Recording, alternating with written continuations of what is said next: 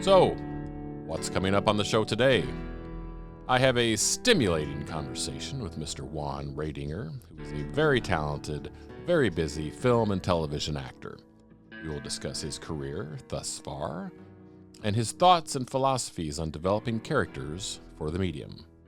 Okay, as my mother always told me when I was younger, stop talking, start doing. And don't backtalk me. Thanks, Mom. Welcome to the show, Juan. Thank you, John. Good to be here. So I first met you at a film festival many years ago. Do you remember this? Oh, yes. Was it in Chicago? Yeah, it was in Chicago. We both had films in that particular fest. You were there with Ezekiel, the director of the film you were in, and I was there. Yeah. And I remember after in the lobby, and I just started talking to you, and I said, we really need to work together. Do you remember that? Yeah. Yeah, I remember that's where we met, and then one thing led to another, and then Before we knew it, we were on set. Yeah, I think I started writing Spades, which was the film we did together. I started writing that really soon after. Mm. And then that all came together. That film's going to be re-released next year. I got the rights back from the distributor, and just was not happy with that distributor at all. But I think this time around we'll do better. Oh, okay. Nice. I didn't know that. Yeah. So I wanted to ask you a few things about your career, Juan, since, I just think that you're doing such a bang-up job out there. So first off, Sure. Just back to the basics. Why did you choose acting in the first place? Did you just wake up one day and just want to act, or how did that process come about? So I had no idea what I wanted to do with my life. After I graduated high school, I took off, went surfing in Costa Rica for a few months, and then came back. I was like, I guess I got to go to college in Canada. Well, I went to university in Calgary. And then I was like, okay, now what am I going to study? What am I going to do? And I started studying, I was like, maybe I'll be a veterinarian. So I started taking all these science classes, biology and zoology and physics and organic chemistry. And about 3 years into that, I realized it just wasn't for me. It wasn't the right fit. And so I felt even more lost than when I began. And then I decided to kind of transition things into English. I really like writing essays, and I enjoyed those classes. And so maybe I'll be an English professor. And so then I started kind of pointing things towards that direction. And then I think it was, later that year, for the spring semester, I was allowed to take an elective where it could be anything. And I was flipping through the calendar, and I was like, oh, there's acting. Crazy. I didn't know you could just do this in university. Okay, I'll take an acting class. Why not? I'd never done it before. My high school didn't have an acting program. And so it was I was going into it completely blind and no idea what to expect. And I just thought it'd be like kind of an easy credit. And it kind of turned my world upside down in a good way. I had a really inspiring teacher. I did a monologue in the class, and I was the very first one that had to go up. So I'd never seen anybody else do a monologue, and I was first. And so I did that, and it went really well. It's something that just like really spoke to my soul, like being in that position and just trying to tell a story. And so my teacher was very inspiring, and she said, you got some talent. You should this is something you should think about. And I was like, what? No. I mean, who's actually an actor in life? Like, that's not a thing, is it? There's like maybe like 12 people that do that. But then I realized that that's not the case. And basically hopped in my car after that semester, drove down to LA. I was sleeping in my car for a couple months, plugging my little cell phone, which was like a really early version cell phone, right, into like outlets at gas stations. And because I was just literally sleeping in my car and trying to audition for anything that I could. And I got on some student films, little indies, and that was kind of my first taste of it.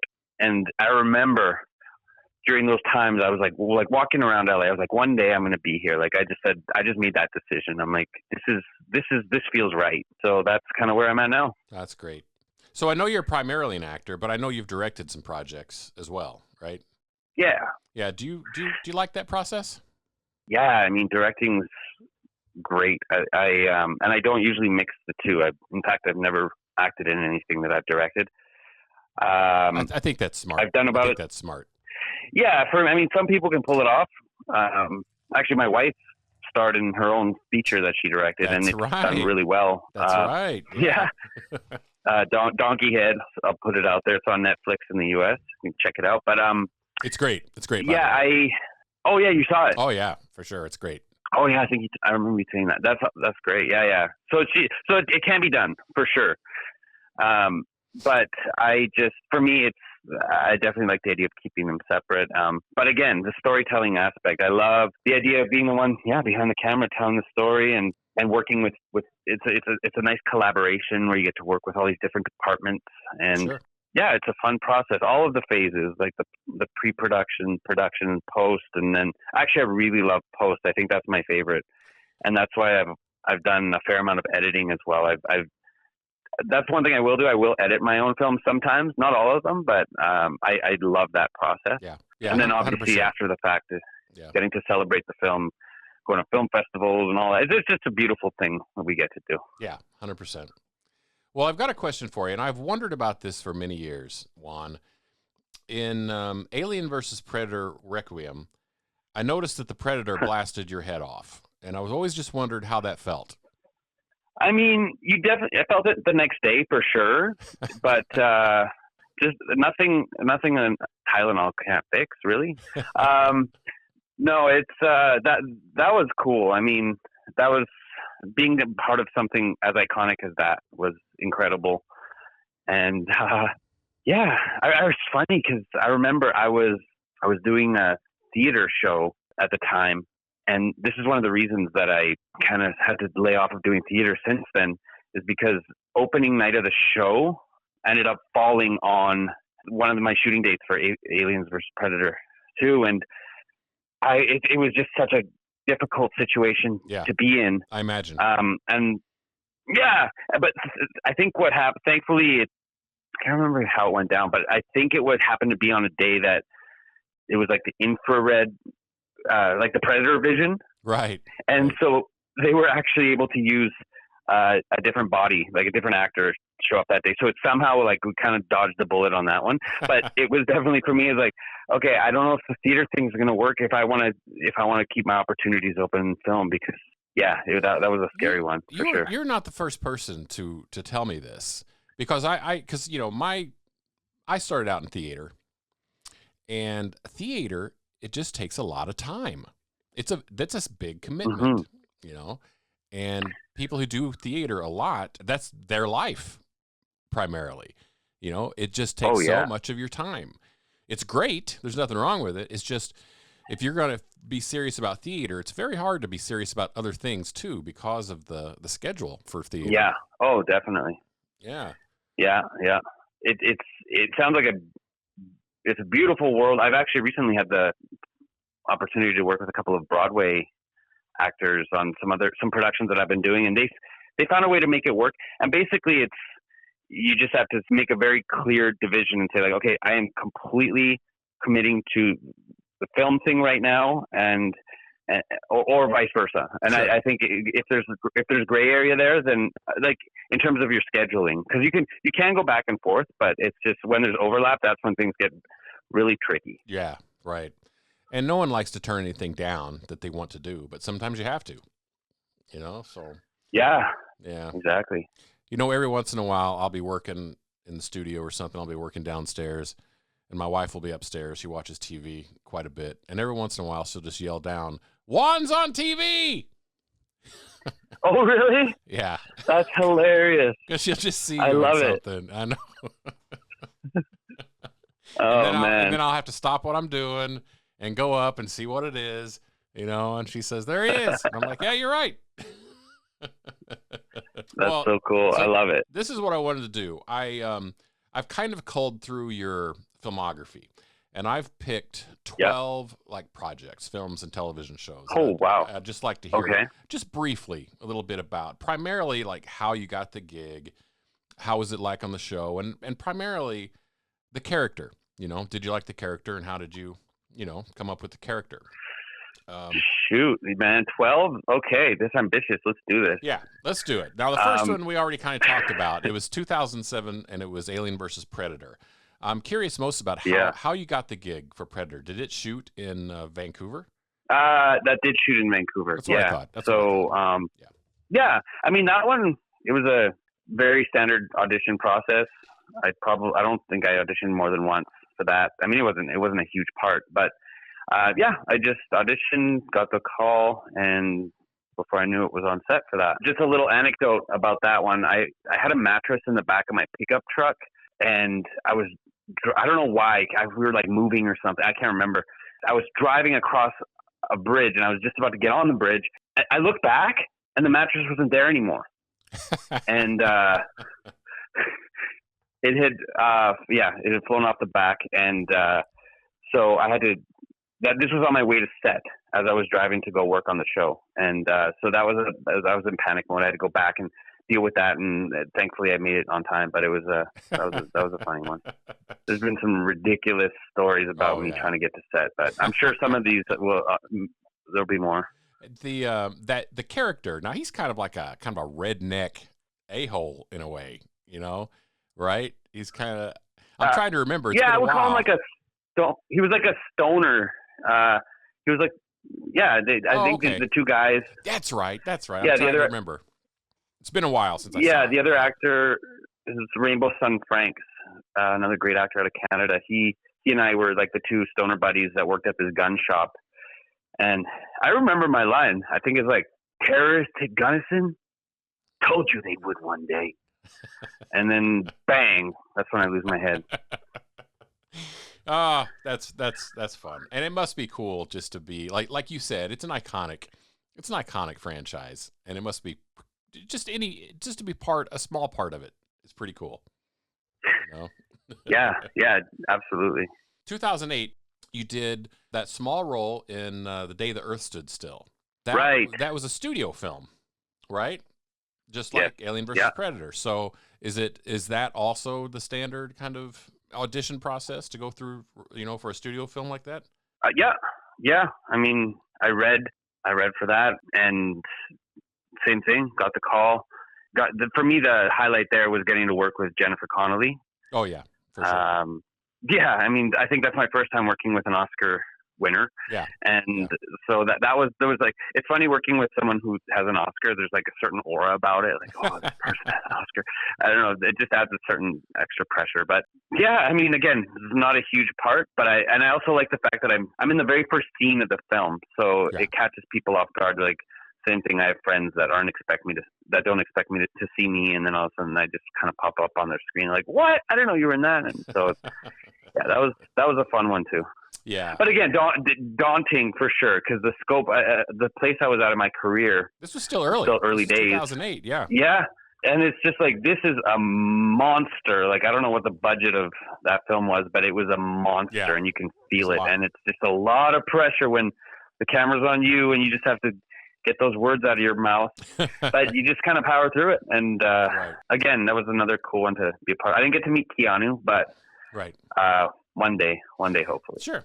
No, I just thought I picked that one because I know it was a large production. That's a big time stuff right there. And it was 2008, so that was still kind of early, when you were still trying to make your way.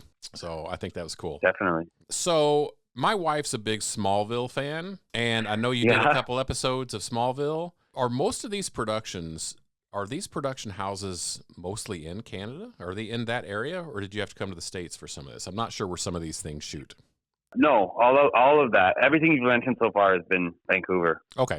I played 2 different characters, I believe, on Smallville. So they were shooting so many episodes of that thing that they had to like recycle actors. And that series brought so much to the city of Vancouver, because it was just constant. I don't know. And by the way, I mean, I did 2 episodes of it, but I probably auditioned for it like 30 times or something. Oh, wow. So, okay. Yeah, because it was one of those that's just like, there's always parts to fill, and I don't know, I can't remember how many years it went on for, and yeah.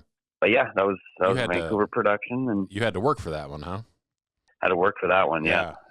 That's awesome, though. You know, and I assume that that was a cool set. It seemed like everybody has a good time on that show. I mean, it's hard to tell, but you know, it seems like it's would be a great set to be on. Oh yeah, I mean, I don't know. I always have a good time on set, but that production, yeah, they were everybody was great. Especially those kinds of shows where it's kind of in and out. Like you have a couple days here, it's like this well-oiled machine you're walking into, and then bye. Right. But there's like when you do a feature, for example, like what we did. It's a much more intimate experience where you get to know people better, and you almost become like a family, and that's sad, because then when you do have to say goodbye, it's like, oh man, there's a lot of these people, I might never see them again, but we just got so close. Yeah. I mean, there's been some shows in Vancouver that have been kind of these staple shows that have just contributed immensely to the infrastructure of the industry up there. And one of the most well-known ones is X-Files. Oh yeah, sure. And I never, that was kind of just right before my time, so I never got on that one. And I don't think I ever auditioned for X-Files, but then there are other ones like Smallville, Supernatural, like these shows that just go on for these insane runs. Oh yeah. It just seems like they're never going to end. And as actors in that city, it's like, oh my gosh, yes, it's like it's feeding you, right? It's nice to get that, because I feel like we're in this day and age now where shows don't really last that long anymore. Like sometimes they'll just kill a show after one or two seasons now, and sometimes by design, you know, it seems like there are, like, let's just say something like True Detective, you know, which is something that they reboot every season. So if something doesn't get picked up, you just don't get that story. But at least each season is self-contained, you know, so it kind of insulates it a little bit from being canceled, because, well, at least everybody's got the full story each season, or like American Horror Story, or I guess there's just people are experimenting with the format a little bit these days, you know? Yeah. Next one on my list is a movie that is kind of a guilty pleasure of mine, which is Jennifer's Body. There's a special place in my heart for Jennifer's Body. Yeah. I love that film. I feel like it didn't get the love, the appreciation that it deserved when it came out. Yeah. And it's now, since then, it's aged so well, and it's kind of got this, it's almost become like a cult film. Yeah. And I remember with that film, my agent specifically called me to tell me I did not get the part. I was at the airport checking into a flight to go back to Alberta to visit my family. It's another province in Canada where I grew up. And as I'm like at the counter, like with the computer, whatever, checking in, I get a call from my agent. He's like, "You have an audition tomorrow. You have a callback. It's a callback for Jennifer's Body. Remember you read for this like a couple weeks ago?" I'm like, "Oh yeah. Oh dude, I gotta get on this flight." He's like, "Well, I mean, it's up to you. If you want to come back, I mean, I'll pick you up at the airport and I'll take you right there, and then I'll drive you right back to the airport if you want." And I was like, "Oh man." And so I did it. I actually got on the plane and flew. The next day, got on another plane, flew back. My agent picked me up, drove me to the audition, got in there. It was like in and out. I was like, oh man, like that was it. All that for that. Like I was pretty sure nothing was going to come of it. But those are the things you kind of just have to do. You cannot. Right. You have to capitalize on those opportunities that are given to you, and a lot of the time it's not going to work out. And getting back to where I started with this, I remember my agent calling me and saying, "You didn't get the part." I was like, "Oh, I was just gutted." I was like, because I really wanted that one. Yeah. And then, sure enough, a couple of days later, he's like, "Oh, actually, no. You actually did get the part." And yeah, before I knew it, I was like in band practice with Adam Brody and the rest of the guys. That's great. Learning to play the bass, because I played the bassist in the Low Shoulder, the band. Right. And that was just an incredible, working with Megan Fox. She was actually really lovely, and Amanda Seyfried was really wonderful to work with. And yeah, it was. I love that film. I think I just really enjoy the film itself. Like, I feel like it's really a really great watch. Yeah. I think so too, you know. And when I've known we were in that for a long time, but I've never got a chance to talk to you about it. So I'm glad that we did. Yeah, I like that. I like it too. Cool. So you say you didn't get to audition for X-Files, but you did for maybe the next best thing, which was Fringe, right? Because right. Fringe is a very X-File-y kind of show. So I liked it. Totally. Though. I liked it. I thought Fringe did a great job. What was it like on that show? Yeah, that was cool. I mean, got to work with Joshua Jackson, who I really like. Sorry to interrupt you, but I really like Joshua Jackson. I think that guy is underrated. Yeah. I think he has got a long career ahead of him. There's just something about him that I really like. Yeah, there's a really cool Canadian film that he did, because he's Canadian. I don't know if you knew that. No, I didn't know that. Yeah, and I think it's called 12 Weeks, where he basically is like riding a motorcycle across Canada, and it's a pretty great film, actually. If you get a chance to watch that, check it out. I will, actually. That sounds good. Yeah, Fringe, getting to work with Josh Jackson was obviously a great experience. And Martha Plimpton, I wasn't too familiar at the time with who she was, but I could tell that everybody else knew who she was, and that she was a very well-known person. That's great. But she was very lovely, actually. She was very just down to earth and grounded and just a joy to work with. Oh, that's great. Yeah, that was fun. Yeah, I have not seen that entire show. Not like I was a big X-Files head due to time constraints. Like I only caught like Fringe every once in a while, but I caught it enough to know that I really liked it. And cool. Yeah, I mean, there was some. I just liked it. I just liked that show. But this one, I got to tell you, this next one, I really frickin' like, Juan. And it's the movie you did in 2011 called Grave Encounters. And I may have mentioned this to you before that you know, and I think I've mentioned to you before that I think this is one of my absolute favorite found footage movies. And I always just wanted to hear your point of view, because I think it's super effective. Did you guys know that it was going to be as good as it was when you were shooting it? I mean, I did not know that. It was my first time working in that format, the found footage, which is pretty scary as an actor. Like, you really have to just be on your A game at all times, and there's no, like you just have to stay in that, and it has to be natural. It has to feel like you're living that moment, and there's no acting allowed, really. Oh yeah. And yeah, working with the Vicious brothers, Colin and Stu, those guys are just wonderful to work with. I got to reunite with them on another film later, which I don't know if it's on your list. It Stains the Sands Red, but those guys are kind of geniuses, and I would work with them anytime. I was really impressed with what they did with virtually nothing. Yeah. And the one thing we had going is there's a very famous, and I guarantee you almost every single title that you've named has had some part of it shot at the Riverview Hospital in Vancouver, which is the main location of Grave Encounters. I was going to ask you. I was going to ask you, because the location is basically the star of the movie. And exactly, it's awesome. For sure. It's an awesome location. And it's creepy as hell, man. Like, there's so many stories of people like getting pushed downstairs or seeing like apparitions in windows, or they say the place is legitimately haunted. And we were doing night shoots there. It was quite terrifying at times. I remember stepping away at one point while they were setting up the camera.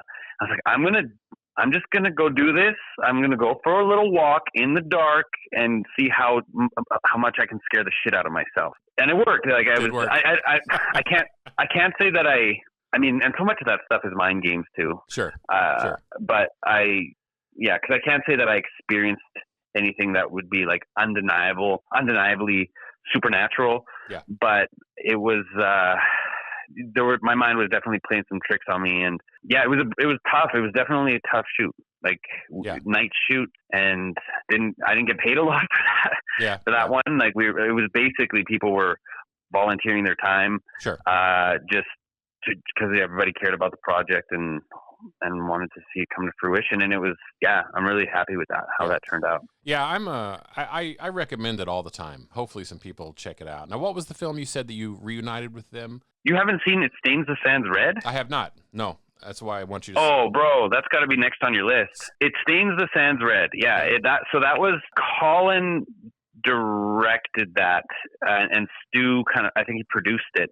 We shot that in the desert of Las Vegas. It's a slow chase zombie film where I play the zombie pursuing a girl through the desert, and all she has to do is just maintain a distance. So she doesn't have to run because I'm a slow-moving zombie. But and then it's about like how their relationship evolves through this process. Well, it's not only about that; it's about all the things that she's dealing with too. I don't say a word in the film, but it was an incredibly challenging role to play because I was sitting through like 5 hours of makeup, and I was sleeping. I was sleeping in my makeup because I didn't want to take it off at the end of the day. I would sleep in my zombie makeup, and usually it would last for about 3 days. Okay. But yeah, definitely check that one out because I will. Again, Colin, super talented dude, and he made something really special with that. Oh, that's great. Yeah, I am going to check it out. Thanks for turning me on to that. Let's move forward a little bit to more of kind of like the more modern age. Let's talk about Narcos real quick. This is an exceptional show. You got to be, I don't know, in several episodes of that as your character.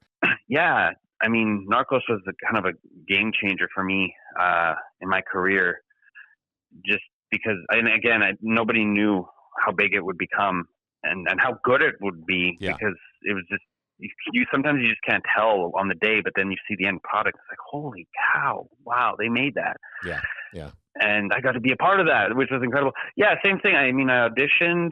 There's another situation where I was like, I had a buddy in town in LA. Okay, so this is the first production, aside from It Stains the Sands Red, that was not shot in Vancouver that you mentioned. I was supposed to go to a baseball game with my buddy, and we're walking out the door, and I get the call, you have an audition tomorrow. You have to learn it in Spanish and English. And I was like, no, I just want to like enjoy the Dodgers game. I don't have to think about an audition. And the character seemed really kind of out there to me. I was like, why would they cast me for this? Like, this guy's like a kind of a nut job party boy, like owns a private island, like in a drug cartel. Like, I was like, why? There's so many people that can crush this. Like, and having to learn it in the two different languages, I was like, I don't know. But then I was, sure enough, like I was sitting in the baseball stands, learning my lines, not really paying attention to the game. My poor friend, I felt bad because I was. Anyways, it paid off in the end, and before we knew it, we were shooting in Colombia for 2 months, and it really opened up a lot of doors for me. That project did. It was wonderful, a really cool experience to be part of that one. Yeah, and it's a genre like I love horror, and I've done a lot of it, and there's like all these projects we just talked about, but for some reason, the one where I feel really at home is crime drama, and I feel like that's the world that I just feel really comfortable in, and that I feel like for some reason, I don't know why I'm drawn to these like criminal kind of roles, sure. But I've done a lot of them, and I'm sure there were some before Narcos, but after Narcos, there's definitely been a lot more because of Narcos. Yeah. So yeah, that was great, man. I will always be grateful for the Narcos experience. Yeah, that's awesome. In 2017, I think you did an episode of Lethal Weapon. Yeah. Okay, and that was my first experience working on a studio lot in LA. Oh, great. Working, I think, on the Warner Brothers lot, and that was surreal because you hear about that, you see it depicted in shows, like people working on the lot, and but then just actually being there, it was a very kind of satisfying, like notch on my belt kind of thing. Like, okay, I did something on a studio lot in LA. Like that feels very legit to me. That's great. No, that's great.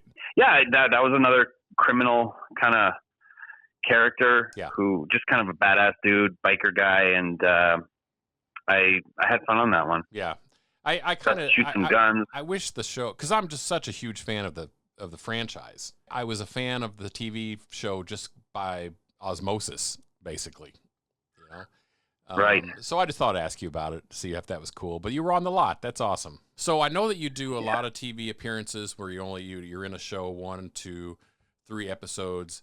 But there's a few that you've had where you were basically in, quite a bit of the season. And the one that I kind of picked to talk about was called Claws, because I picked it because I know nothing about it. So it must just not be my kind of thing. But what is that show?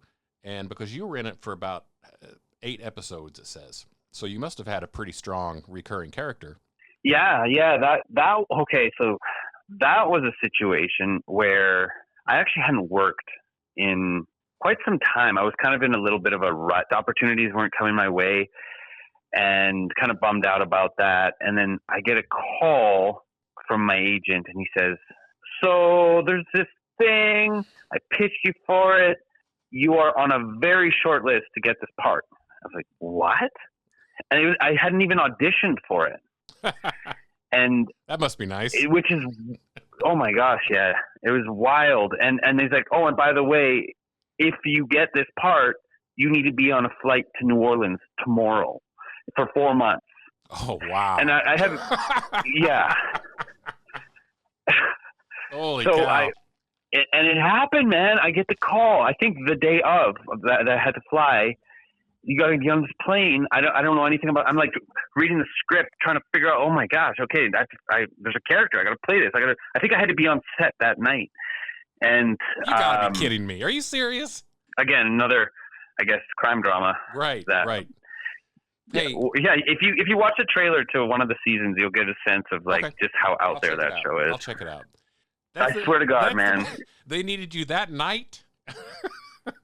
I think what happened was they had, I can only guess, but I think they probably had an actor who dropped out last minute. They were just in a scramble. Yeah, had to be. Yeah, and then my agent pitched me, and thankfully it came together. I had a blast on that show. I mean, yeah, like I say, I was in New Orleans for 4 months. The show is just bonkers. It stars Niecy Nash. Yeah. And then most of my scenes were with Carrie Preston, who she's actually a really, really great person, wonderful actress to work with. And she and Niecy each directed one of the episodes. But yeah, it's just about these women that work in a nail salon in southern Florida. Yeah. And then it kind of becomes like a criminal enterprise. And in my season, their operations kind of drifted into this. There's like a local casino. Yeah. And I'm like a manager at the casino who also happens to be a hitman. And then I get in this romantic relationship with Carrie Preston's character. And so it just everything becomes very convoluted, but it's just out there. It's bonkers. Yeah. Like it's just off the wall, like just kooky and crazy and just hilarious. I had a lot of fun with that character. I was sad that it does sound fun. Yeah. Just the premise sounds fun. All right, so let me get back into some territory where I'm a little bit more familiar. And that is NCIS Los Angeles, and because I like procedurals, cop procedurals, detective shows. Working more in Los Angeles. Yeah, so that was, I guess, my second experience on the lot, and I got to work with LL Cool J, who was wonderful. Yeah, and more just legendary and just. Yeah, he was great, but I was just kind of starstruck actually. I was like, oh my God, this is LL Cool J I'm working with. And well, he's been around since the late '80s. I know, because I remember when I was in the military, he was like one of the very first up and coming rappers in the genre. Well, he's like one of the godfathers of the whole thing. Exactly. I mean, I'm a huge fan of Eminem. Oh yeah, and I've heard Eminem. When he gives props to people, LL Cool J is usually like near the top of his list of people that Eminem gives props to. So that speaks to how much of a legend he is. Yeah. So it was I was definitely like in awe of being in the presence of someone like that. And Yeah, he was great to work with. He manhandled me in the scene.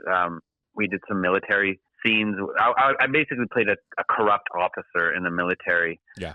And then I get busted in the end. And then it ended up turning into 2 episodes, because then later they did like a follow-up episode, which is rare to do for a show like that, because usually each episode is kind of like a standalone thing. Yeah. But this was kind of a rare instance where they actually did a follow-up episode, and it was kind of the court case of with this guy that got arrested for the crimes that he committed. Oh, now that's interesting. So it's a true sequel. So it just picked up the story, and it wasn't right after. It was later in the season, or was it aired right after? No, I doubt it was aired right after. So I'm they not revisited totally sure on that, but they revisited. Yes, the character. because that's we shot it like almost like a year later. Wow, that's cool. That must have been kind of cool to be invited back. That was cool. Yeah, they really wanted to show a contrast. I remember with my appearance, I had this massive beard, as I usually do, in the first episode, and then they wanted me totally clean cut, and it was quite shocking actually, because it's rare that I'm that clean cut. I think it was shocking for them too. They're like, "Oh my God, get the beard back on that guy! This kid looks like he's 12 years old." It was that was awesome. Fun. Yeah, definitely. Yeah. Fun experience. Yeah, that's cool, and I like all those shows. I wished I had more time to watch them, but I do like them. And the residuals from a production like that are pretty fantastic. Oh, that's great. Say. That's great. Yeah, I don't even I guess that's something non-actors don't think about that much, but I guess that's a very important part of it. I don't think about it that much, but it is nice when you get this check out of the blue, and for a show like that, because it airs in so many different places, and you can definitely reap the benefits after the fact. That's sure. Great. That's awesome. All right. Well, so how about this one? Now, these next 2, one is more current, one I'm going to go back for, but these next 2, the last 2, my wife is a huge fan of both of these shows. So I know she wants me to ask you about them. And one is Riverdale. She really likes Riverdale. Okay. And in fact, that's one of the shows where she called down to me and said, Juan's on TV. And I came up and nice. It was Riverdale. That you were in quite a few episodes of. It's just you throughout the one season, right? Yes. And then I think I came back for one more episode in the following season. Oh, okay. Yeah. And you were kind of a dick. You were kind of a dick in that. I was kind of a dick, which I usually am. But you usually are. Yeah, I mean, almost all my scenes were with the Archie character played by KJ Apa, who is actually dude's a pro, like very just stand-up guy. You'd think all the craziness of that show would have gone to his head, but it has not at all. Like he's from New Zealand, and I think that has something to do with it too. Maybe. Yeah. Yeah. No, he's great to work with. I was basically the antagonist for I think it was a 5 or 6 episode arc on the show. Yeah. Just sort of, I was recruiting. Oh, and it had a nice kind of connection to the Oliver Twist story. So my character, his name was Dodger, which is a playoff of the Artful Dodger in Oliver Twist, because his whole thing was that he would recruit kids from the town to commit his dirty work, basically. So his hands were clean. And the young kids that he would recruit were the ones that would take the heat and commit all the crimes. And my last name was Dickinson, which was an homage to Charles Dickinson. So that's where the name Dodger Dickinson comes from. Ah, that's cool. Makes sense. And it was just really a lot of fun. That was another one of these massive productions, a well-oiled machine. Really, really cool experience. Yeah. Well, the one I want to go back to is in 2010. I don't know why I just glossed over it, but I cannot. And you mentioned it earlier, that you were in an episode of Supernatural, which is an amazing show. It's an amazing show. Supernatural. I resisted watching it for a long, long time because I just thought, it's just a ripoff of this or ripoff of that. When I finally sat down and watched it, I thought, man, this is super well written. These characters are very engaging. The stories themselves are just really interesting, and I really dig the whole thing. And I liked your episode, and I'm just curious about how you got that and how you made that character. Yeah. Again, I shot at the portions of that for me were shot at the Riverview Hospital. No kidding. Jeez. Yeah. I got to go to this place. I swear to God, man. I got to visit this place. Yeah, you definitely should. I played a patient in a mental ward who was claiming to see, I think it was like a demon or some Yep. horrible thing. And it's a good episode. In the end, I get basically they remove the top of my head and take out my brain. Yep. Which was like really cool to see, because on the day you have no idea how that's going to look. But then when I saw it, I was like, wow, what a cool effect. That was really interesting. And it was just, my character was really kind of, he had some mental issues for sure. Like I got to really stretch that and push it, which was kind of fun territory to explore. And working with the guys, Jared and Jensen, they're wonderful dudes. Yeah. I am also a fan of that show. Yeah.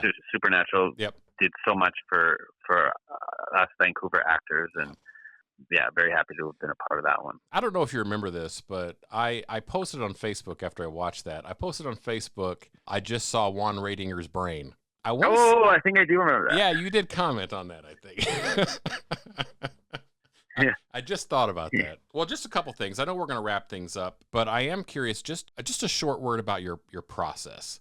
You know, I'm just curious about, how do you develop a character? Do you just go by what's on the page? Do you think about real people in your life and kind of pull inspiration in? I mean, what's developing a character like for you? Yeah, for me, a big part of it is, in some ways, I actually like to work.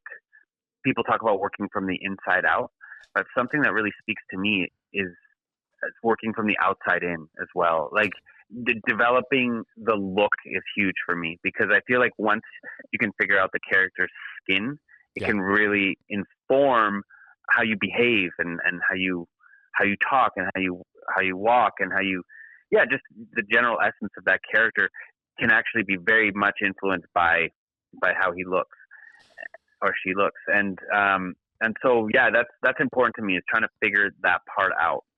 I think it's very important to me to really learn the dialogue inside and out, and to, so that when I show up on the day, I have freedom to not worry so much about the lines and get to play more and map out the journey, especially for something like a feature film, where you really have to track the arc of the character. Right. Like I will literally cut up my script into scene by scene, just isolate my scenes, and I'll have it literally cut up and taped together. And then I'll lay each scene in chronological order on the floor so that I can like see kind of the journey with my eyes a little bit.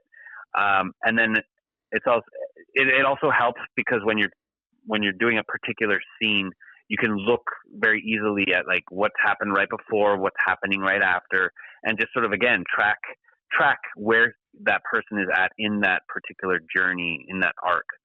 And I find that's something that's super helpful to me.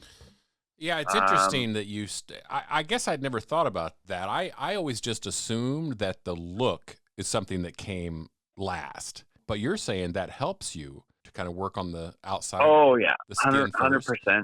I guess that makes sense. Yeah, I'd never really thought about that before. I mean, I've done things that like people will have you write like an autobiography for the character. In some ways, I'm sure it works on some subconscious level. Yeah. But I don't know.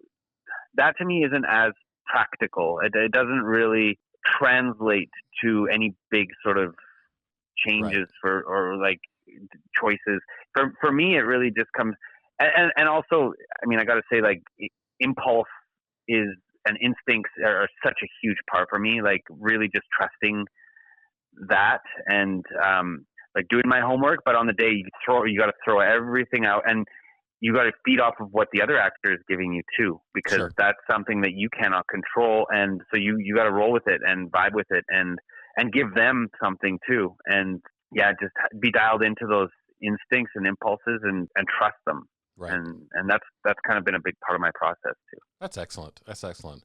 Well, in closing, Juan, since you are a working actor, if you have any advice for any struggling actors out there, like possibly maybe half of them should just give up so there's less competition, what do you think of that? That's not advice you'd probably give. I probably not, because I would hate to hear that advice when I'm struggling. It's the opposite, man. I think. Well, tell me this. Okay. This is something I've always thought about. Now, I know, obviously, a lot of actors, right? And it seems like the lot in life for an actor is just waiting for something to come along, And I think that we're in an era now where everybody should just be creating their own projects. If you can't find work, make work for yourself. It's not the era that it used to be. Yeah. If you're having a hard time getting cast, do a short film, cast yourself. For sure. Or experiment with other parts of I think one of the most eye-opening experiences for me when I kind of started to dabble with directing and editing is it just really opened my eyes as to like how an actor is just one small part of this giant thing, and it made me a lot less precious as an actor, which I think actually helped. Yeah, because I agree. I understand. I understand what you're saying. Yeah. Yeah, I think there's a tendency as actors where we just sort of feel like because the camera's always pointing at you, and it feels like you're the center of the world, but really it's just a small part. And I feel like it takes a lot of the pressure off, actually, and I feel like that was actually very useful to me. And also figure out some other stuff that brings you joy that has nothing to do with acting. And I feel like for me, I don't know if you did a search online, but poker, the game of poker has become a massive part of my life. Yeah, I do know that. I was going to ask you about it, but I know we were kind of pressed for time. It's just been a really nice thing to sort of complement because they in some ways, well, it's just nice because I don't see poker as I don't consider it like I don't think of it as gambling, because it's a game where there's definitely gamble involved, but it's also, there's a lot of artistry to the game. And it's a very beautiful game, and I just really love it. That's great. And so anyways, it's been really nice to sort of, when the acting's slow, I can do the poker, and then when the acting picks up again, then jump right back in. Yeah. Why be bogged down, focused so heavily on one certain thing, when there's so much other stuff to experience out there? Yeah. Find that balance. I think just for your own mental health, I think finding balance is key. It's good to, mix it up, try a few different things. Well, Juan, I really appreciate you coming on, and it's been great talking to you. And I just really look forward to continuing to follow your career. Thanks, John. It's been a real pleasure, man. Okie dokie. Thanks again to Mr. Juan Riedinger for hanging out today. It was great spending a little time with him discussing his impressive and ongoing career. I hope I get an opportunity to work with him again in the future. So, I guess that's it. Thanks again for checking out the show, and please, not to beat a dead horse, but please like and subscribe to the podcast, share and spread the word. Writing a good review would be nice as well. Questions and comments can be sent to jwnboomcast@gmail.com. I guess that's it. So until next time, gang, stay creative.